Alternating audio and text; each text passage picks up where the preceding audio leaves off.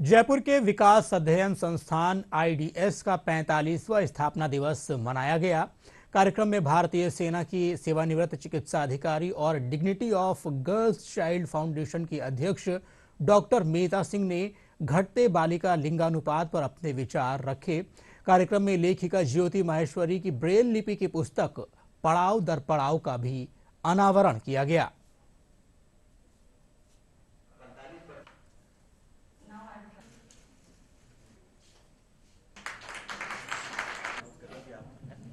ये 1981 में हमारे संस्थान का स्थापना हुई थी। तो आप देखिए 1981 से 2025 तक हमने बहुत सारे समय को देखा है। पहले हम 91 से पहले हमारी जो इकोनॉमी हुआ करती थी वो दूसरी तरह की हुआ करती थी। 91 में हम लिबरलाइज हुए, दूसरी तरह की इकोनॉमी हुई। फिर 2014 से हम विकसित भारत की तरफ बढ़ रहे हैं। तो हमारे इस संस्थान ने बहुत सारी चीज़ें देखी हैं। उस संस्थान ने बहुत सारा काम किया है जिसमें मार्जिनलाइज पॉपुलेशन है उनके लिए, मार्जिनल सेक्शन ऑफ सोसाइटी है उनके लिए।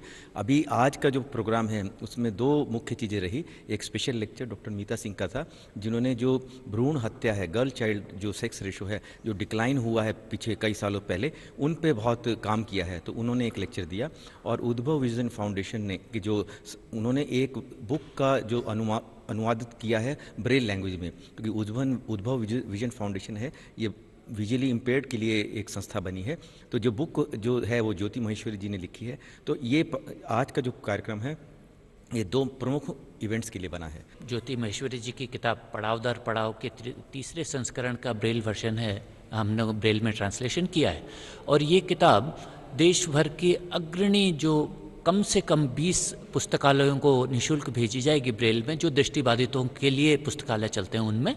और अगर हम एक लाइब्रेरी कम से कम 100 व्यक्तियों को भी लाभान्वित करें तो ये होगा कि कम से कम 2-2.5-3 हज़ार दृष्टिबाधितों तक ये किताब पहुंच पाएगी। बहुत प्रेरणास्पद किताब है, बहुत ज्ञानवर्धक किताब है और इससे एक नई पीढ़ी को एक अच्छी दिशा मिल पाएगी।